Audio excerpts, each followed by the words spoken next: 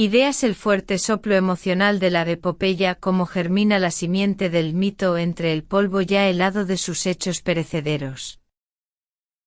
Cómo se siente resonar en sus páginas las caballerías pampeanas, columna conquistadora, malón indígena, falange libertadora o montonera. Rebelde cuando pasan acordando su trote nocturno al ímpetu de esa prosa arrolladora. Esto es, en verdad, el génesis de la pampa. A las intuiciones de su autor como artista debió este libro su éxito extraordinario desde el día de su aparición.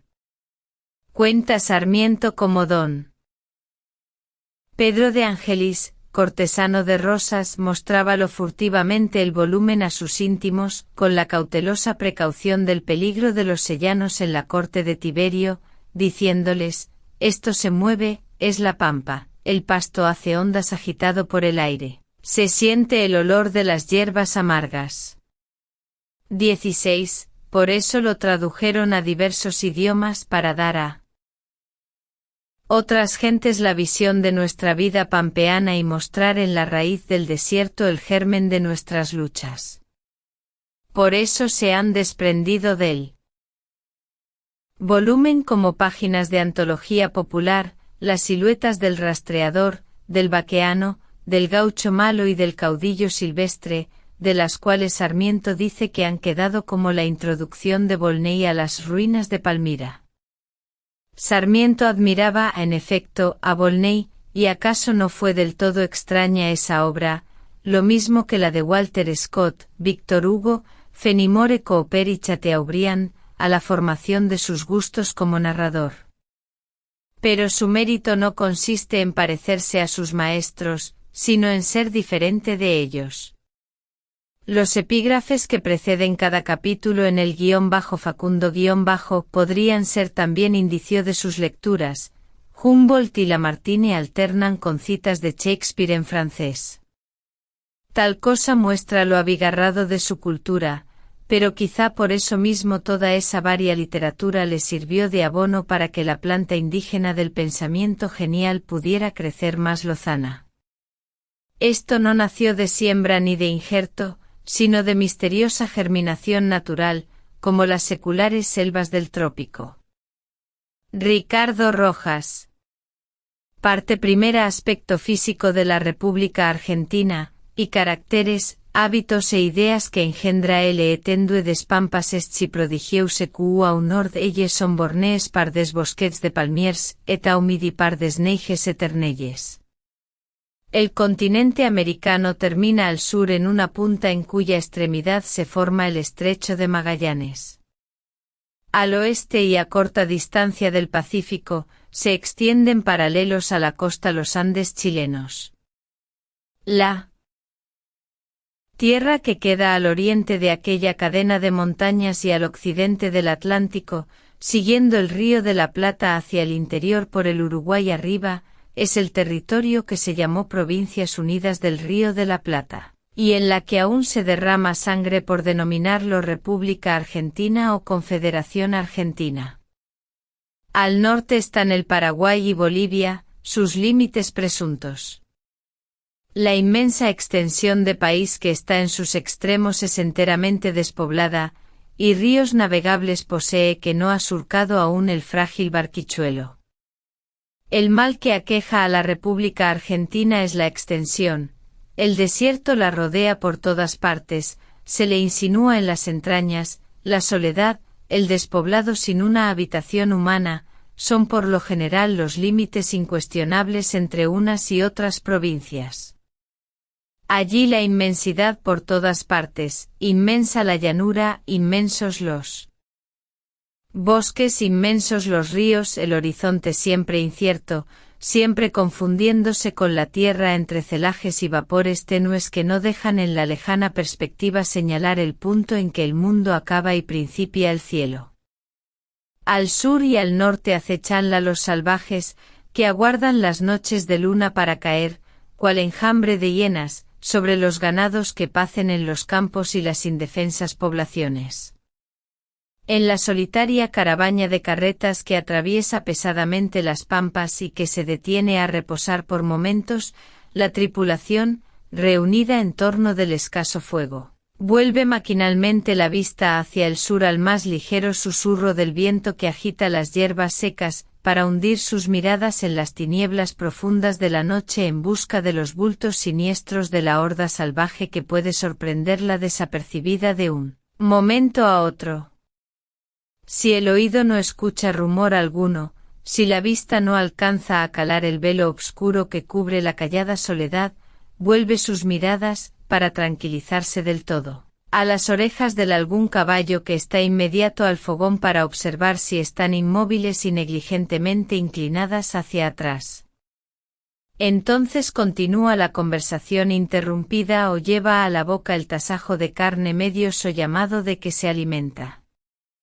Si no es la proximidad del salvaje lo que inquieta al hombre del campo, es el temor de un tigre que lo acecha, de una víbora que puede pisar, esta inseguridad de la vida, que es habitual y permanente en las campañas, imprime, a mi parecer, en el carácter argentino cierta resignación estoica para la muerte violenta, que hace de ella uno de los percances inseparables de la vida, una manera de morir como cualquiera otra, y puede quizá explicar en parte la indiferencia con que dan y reciben la muerte, sin dejar en los que sobreviven impresiones profundas la parte habitada de este país privilegiado en dones, y que encierra todos los climas, puede dividirse en tres fisonomías distintas que imprimen a la población condiciones diversas, según la manera como tiene que entenderse con la naturaleza que la rodea.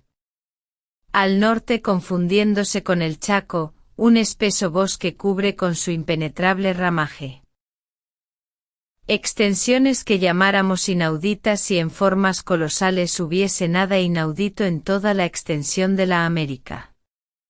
Al centro y en una zona paralela, se disputan largo tiempo el terreno, la pampa y la selva, domina en partes el bosque, se degrada en matorrales enfermizos y espinosos, preséntase de nuevo la selva a merced de algún río que la favorece, hasta que al fin al sur triunfa la pampa y ostenta su lisa y velluda frente infinita sin límite conocido, sin accidente notable, es la imagen del mar en la tierra como en el mapa. La tierra aguardando todavía que se le mande producir las plantas y toda clase de pudiera señalarse como un rasgo notable de la fisonomía de este país la aglomeración de ríos navegables que al este se dan cita de todos los rumbos del horizonte para reunirse en el Plata y presentar dignamente su estupendo tributo al océano, que lo recibe en sus flancos no sin muestras visibles de turbación y de respeto.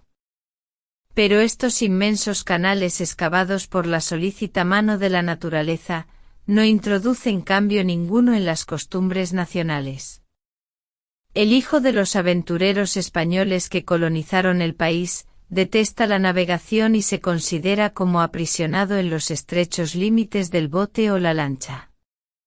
Cuando un gran río le ataja el paso, se desnuda tranquilamente, apresta su caballo y lo endilga nadando a algún islote que se divisa a lo lejos, arriba a él, descansan caballo y caballero, y de islote en islote se completa al fin la travesía. De este modo, el favor más grande que la providencia depara a un pueblo, el gaucho argentino lo desdeña, viendo en él más bien un obstáculo opuesto a sus movimientos que el medio más poderoso de facilitarlos. De este modo la fuente del engrandecimiento de las naciones, lo que hizo la celebridad remotísima del Egipto, lo que engrandeció a Holanda y es la causa del rápido desenvolvimiento de Norteamérica, la navegación de los ríos o la canalización, es un elemento muerto inexplotado por el habitante de las márgenes del Bermejo, Pilcomayo, Paraná, Paraguay y Uruguay.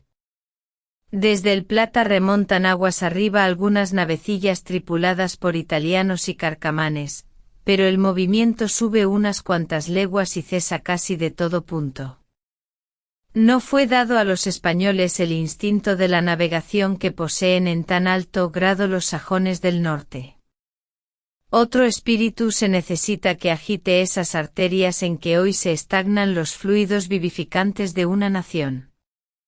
De todos estos ríos que debieran llevar la civilización, el poder y la riqueza hasta profundidades más recónditas del continente y hacer de Santa Fe, Entre Ríos, Corrientes, Córdoba, Salta, Tucumán y Jujuy otros tantos pueblos. Nadando en riquezas y rebosando población y cultura, solo uno hay que es fecundo en beneficios para los que moran en sus riberas, el Plata, que los resume a todos juntos. En su embocadura están situadas dos ciudades, Montevideo y Buenos Aires, cosechando hoy alternativamente las ventajas de su envidiable posición. Buenos Aires está llamada a ser un día la ciudad más gigantesca de ambas Américas. Bajo un clima benigno, señora de la navegación de 100 ríos que fluyen a sus pies, reclinada muellemente sobre un inmenso territorio y con 13 provincias interiores que no conocen otra salida para sus productos. Fuera ya la Babilonia americana si el espíritu de la pampa no hubiese soplado sobre ella y si no ahogase en sus fuentes el tributo de riqueza que los ríos y las provincias tienen que llevarla siempre. Ella, sola en la vasta extensión argentina, está en contacto con las naciones europeas, ella sola explota las ventajas del comercio extranjero, ella sola tiene el poder y rentas. En vano le han pedido las provincias que les deje pasar un poco de civilización, de industria y de población europea, una política estúpida y colonial se hizo sorda a estos clamores. Pero las provincias se vengaron mandándole a Rosas, mucho y demasiado de la barbarie que a ellas les sobraba. Harto caro la han pagado los que decían, la República Argentina acaba en el arroyo del medio. Ahora llega desde los Andes hasta el mar, la barbarie y la violencia bajaron a Buenos Aires más allá del nivel de las provincias. No hay que quejarse de Buenos Aires, que es grande y lo será más, porque así le cupo en suerte. Debiéramos quejarnos antes de la providencia y pedirle que rectifique la configuración de la tierra. No siendo esto posible, demos por bien hecho lo que de mano de maestro está hecho. Quejémonos de la ignorancia de ese poder brutal que esteriliza para sí y para las provincias los dones que natura prodigó al pueblo que extravía. Buenos Aires, en lugar de mandar ahora luces, riqueza y prosperidad al interior, mándale solo cadenas, hordas exterminadoras y tiranuelos subalternos. También se venga del mal que las provincias le hicieron con prepararle a Rosas. He señalado esta circunstancia de la posición monopolizadora de Buenos Aires, para mostrar que hay una organización del suelo tan central y unitaria en aquel país, que aunque Rosas hubiera gritado de buena fe -federación o muerte, habría concluido por el sistema unitario que hoy ha establecido. Nosotros, empero, queríamos la unidad en la civilización y en la libertad, y se nos ha dado en la barbarie y en la esclavitud. Pero otro tiempo vendrá en que las cosas entren en su cauce ordinario. Lo que por ahora interesa conocer, es que los progresos de la civilización se acumulan en Buenos Aires solo. La pampa es un malísimo conductor para llevarla y distribuirla en las provincias, y ya veremos lo que de aquí resulta. Pero por sobre todos estos accidentes peculiares a ciertas partes de aquel territorio predomina una facción general, uniforme y constante, ya sea que la tierra esté cubierta de la lujuriosa y colosal vegetación de los trópicos, ya sea que arbustos enfermizos, espinosos y desapacibles revelen la escasa porción de humedad que les da vida, ya, en fin, que la pampa ostente su despejada y monótona faz, la superficie de la tierra es generalmente llana y unida, sin que basten a interrumpir esta continuidad sin límites las sierras de San Luis y Córdoba en el centro, y algunas ramificaciones avanzadas de los Andes al norte. Nuevo elemento de unidad para la nación que pueble un día aquellas grandes soledades, pues que es sabido que las montañas que se interponen en unos y otros países, y los demás obstáculos naturales, mantienen el aislamiento de los pueblos y conservan sus peculiaridades primitivas.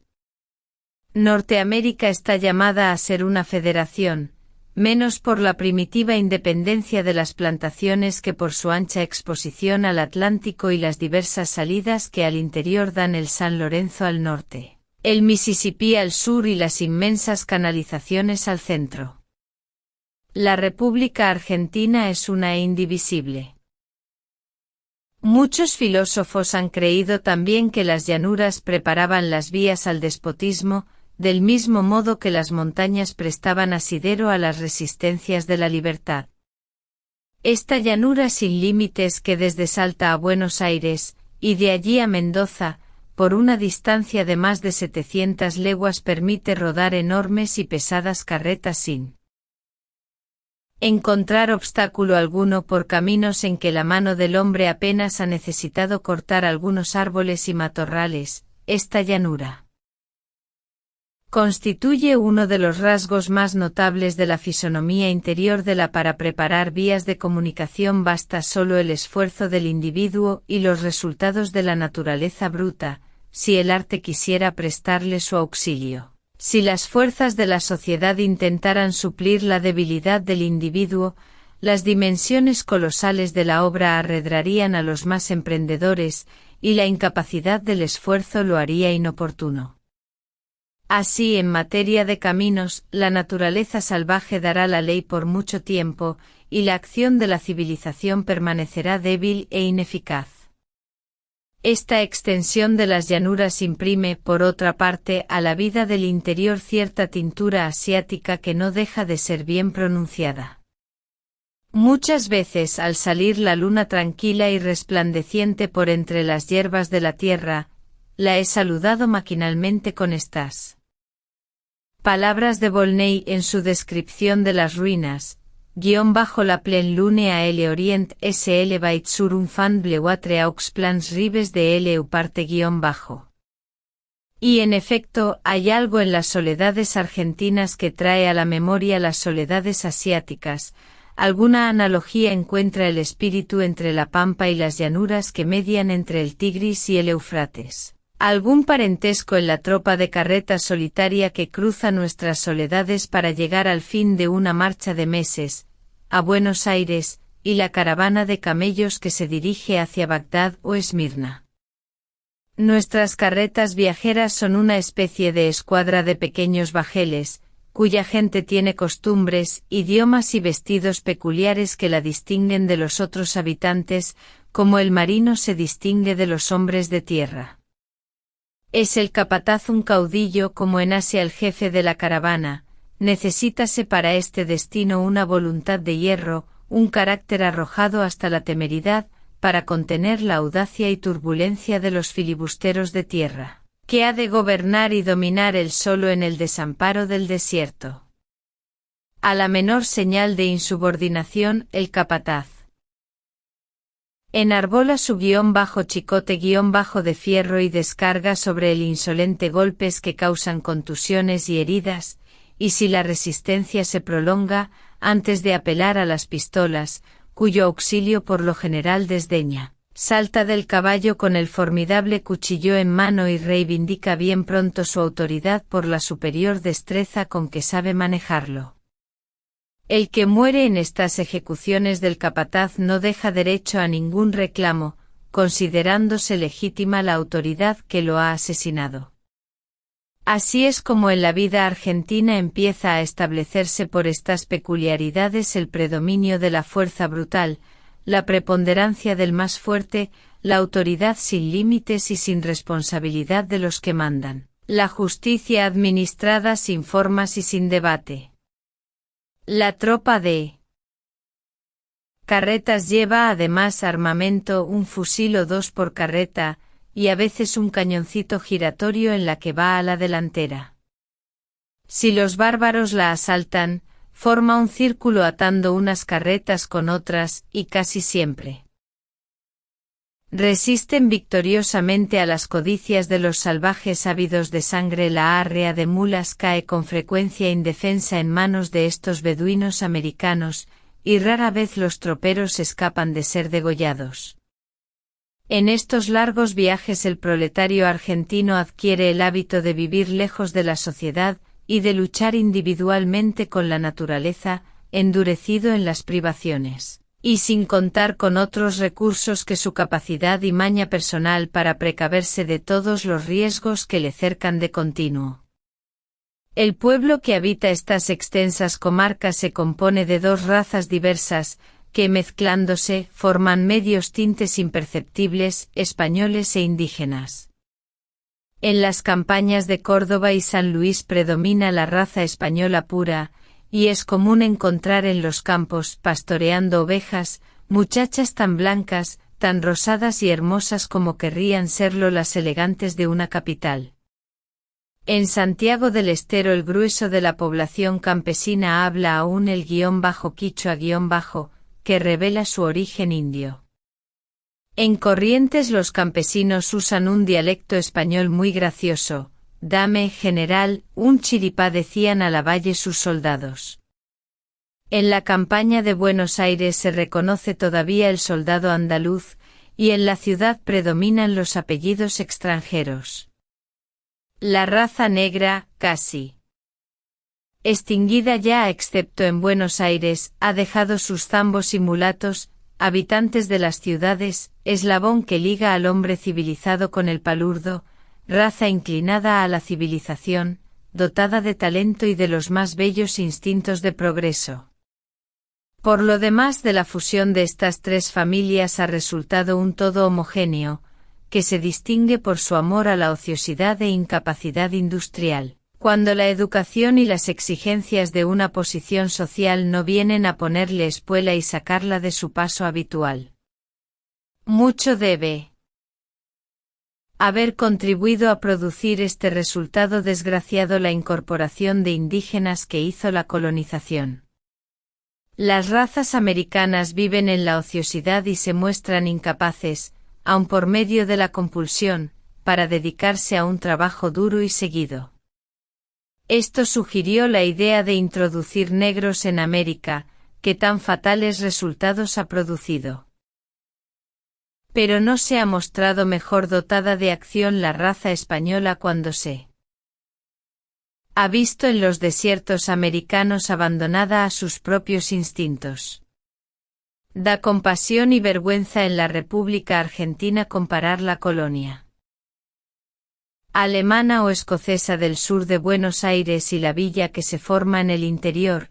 En la primera las casitas son pintadas, el frente de la casa siempre aseado o adornado de flores y arbustillos graciosos, el amueblado sencillo pero completo, la vajilla, de cobre o de estaño, reluciendo siempre, la cama con cortinillas graciosas, y los habitantes en un movimiento y acción continuos.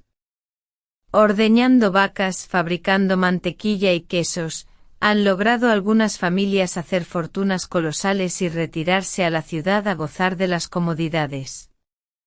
La Villa Nacional es el reverso de esta medalla.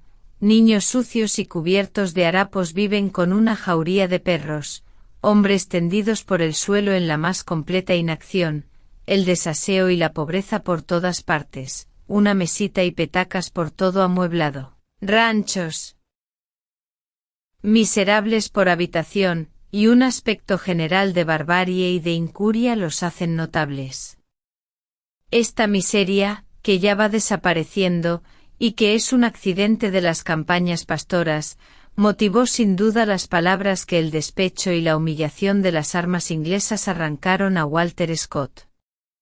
Las vastas llanuras de Buenos Aires, dice, no están pobladas sino por cristianos salvajes, conocidos bajo el nombre de _guachos_, por decir _gauchos_, cuyo principal amueblado consiste en cráneos de caballos, cuyo alimento es carne cruda y agua, y cuyo pasatiempo favorito es reventar caballos en carreras forzadas.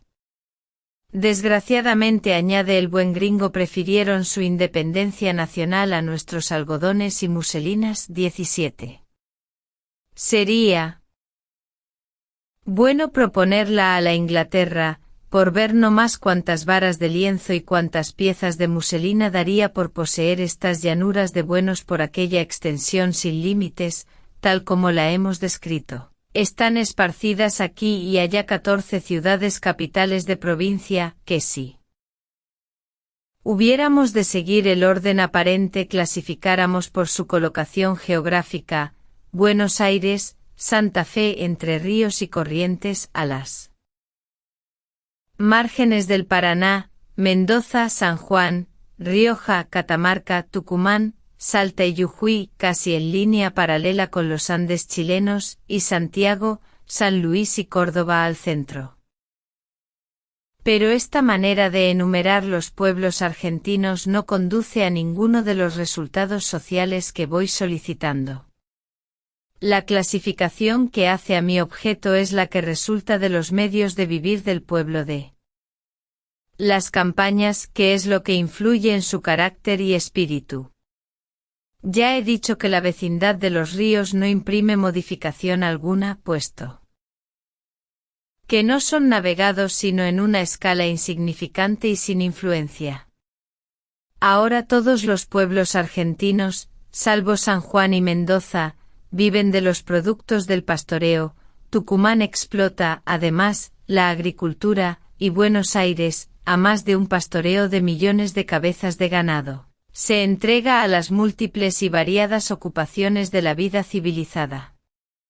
Las ciudades argentinas tienen la fisonomía regular de casi todas las ciudades americanas, sus calles cortadas en ángulos rectos, su población diseminada en una ancha superficie, si se exceptúa a Córdoba, que edificada en corto y limitado recinto tiene todas las apariencias de una ciudad europea, a que dan mayor realce la multitud de torres y cúpulas de sus numerosos y magníficos templos. La ciudad es el centro de la civilización argentina, española, europea. Allí están los talleres de las artes, las tiendas del comercio, las escuelas y colegios, los juzgados, todo lo que caracteriza, en fin, a los pueblos cultos. La elegancia en los modales, las comodidades del lujo o los vestidos europeos, el frac y la levita tienen allí su teatro y su lugar conveniente. No sin objeto hago esta enumeración trivial. La ciudad capital de las provincias pastoras existe algunas veces ella sola, sin ciudades menores, y no falta alguna en que el terreno inculto llegue hasta ligarse con las calles. El desierto las circunda a más o menos distancia, las cerca, las oprime, la naturaleza salvaje las reduce a unos estrechos oasis de civilización enclavados en un llano inculto de centenares de millas cuadradas, apenas interrumpido por una que otra villa de consideración. Buenos Aires y Córdoba son las que mayor número de villas han podido echar sobre la campaña, como otros tantos focos de civilización y de intereses municipales. Ya esto es un hecho notable. El hombre de la ciudad viste el traje europeo, vive de la vida civilizada tal como la conocemos en todas partes. Allí están las leyes, las ideas de progreso, los medios de instrucción, alguna organización municipal, el gobierno regular, etc. Saliendo del recinto de la ciudad, todo cambia de aspecto. El hombre de campo lleva otro traje, que llamaré americano por ser común a todos los pueblos. Sus hábitos de vida son diversos, sus necesidades peculiares y limitadas. Parecen dos sociedades distintas, dos pueblos extraños uno de otro. Aún hay más. El hombre de la campaña, lejos de aspirar a asemejarse al de la ciudad, rechaza con desdén su lujo y sus modales corteses, y el vestido del ciudadano, el frac, la capa, la silla. Ningún signo europeo puede presentarse impunemente en la campaña. Todo lo que hay de civilizado en la ciudad está bloqueado por allí, proscripto afuera, y el que osara mostrarse con levita, por ejemplo, y montado en silla inglesa, atraería sobre sí las burlas y las agresiones brutales de los campesinos. Estudiemos ahora la fisonomía exterior de las extensas campiñas que rodean las ciudades y penetremos en la vida interior de sus habitantes. Ya he dicho que en muchas provincias el límite forzoso es el desierto intermedio y sin agua. No sucede así por lo general, con la campaña de una provincia, en la que reside la mayor parte de su población. La de Córdoba, por ejemplo, que cuenta 160,000 almas, apenas 20 están dentro del recinto de la aislada ciudad. Todo el grueso de la población está en los campos, que así como por lo común son llanos, casi por todas partes son pastosos, ya estén cubiertos de bosques, ya desnudos de vegetación mayor, y en algunas con tanta abundancia y de tan exquisita calidad, que el prado artificial no llegaría a aventajarles. Mendoza y San Juan, sobre todo, se exceptúan de esta peculiaridad de la superficie inculta, por lo que sus habitantes viven principalmente de los productos de la agricultura. En todo lo demás, abundando los pastos, la cría de ganado es, no la ocupación de los habitantes, sino su medio de subsistencia. Ya la vida pastoril nos vuelve impensadamente a traer a la imaginación el recuerdo de Asia, cuyas llanuras nos imaginamos siempre cubiertas aquí y allá de las tiendas del calmuco, del cosaco o del árabe. La vida primitiva de los pueblos, la vida eminentemente bárbara y estacionaria, la vida de Abraham, que es la del beduino de hoy, asoma en los campos argentinos, aunque modificada por la civilización de un modo. La tribu árabe que vaga por las soledades asiáticas vive reunida bajo el mando de un anciano de la tribu o un jefe guerrero. La sociedad existe, aunque no esté fija en un punto determinado de la tierra. Las creencias religiosas, las tradiciones inmemoriales, la invariabilidad de las costumbres, el respeto a los ancianos, forman reunidos un código de leyes, de usos y prácticas de gobierno que mantienen la moral, tal como la comprenden, el orden y la asociación de tribu. Pero el progreso está sofocado porque no puede haber progreso sin la posesión permanente del suelo, sin la ciudad, que es la que desenvuelve la capacidad industrial del hombre y le permite extender sus adquisiciones. En las llanuras argentinas no existe la tribu nómade.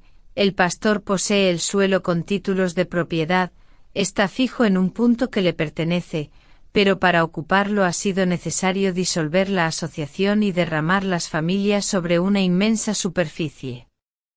Imaginaos una extensión de 2,000 leguas cuadradas cubierta toda de población, pero colocadas las habitaciones a 4 leguas de distancia unas de otras, a 8 a veces, a 2 las más cercanas. El desenvolvimiento de la propiedad mobiliaria no es imposible, los goces del lujo no son del todo incompatibles con este aislamiento. Puede la fortuna levantar un soberbio edificio en el desierto, pero el estímulo falta, el ejemplo desaparece. La necesidad de manifestarse con dignidad que se siente en las ciudades, no se hace sentir allí, en el aislamiento y la soledad. Las privaciones indispensables justifican la pereza natural, y la frugalidad en los goces trae enseguida todas las exterioridades de la barbarie. La sociedad ha desaparecido completamente, queda solo la familia feudal, aislada, reconcentrada, y no habiendo sociedad reunida. Toda clase de gobierno se hace imposible. La municipalidad no existe, la policía no puede ejercerse y la justicia civil no tiene medios de alcanzar a los delincuentes. Ignoro si el mundo moderno presenta un género de asociación tan monstruoso como este. Es todo lo contrario del municipio romano, que reconcentraba en un recinto toda la población y de allí salía a labrar los campos circunvecinos. Existía, pues, una organización social fuerte y sus benéficos resultados se hacen sentir hasta hoy y han preparado la civilización moderna.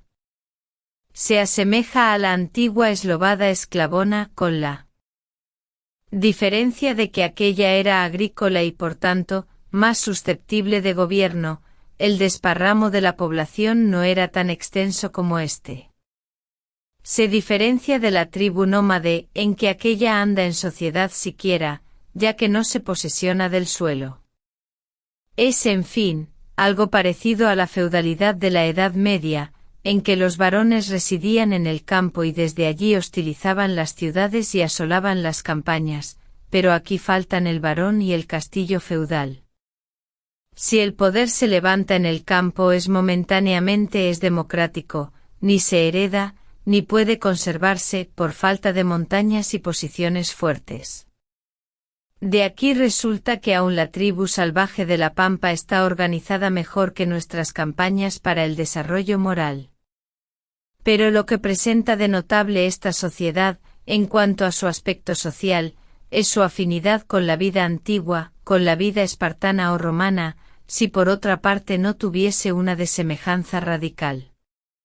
El ciudadano libre de Esparta o de Roma echaba sobre sus esclavos el peso de la vida material, el cuidado de proveer a la subsistencia, mientras que él vivía libre de cuidados en el foro, en la plaza pública, ocupándose exclusivamente de los intereses del Estado, de la paz, la guerra, las luchas de partido.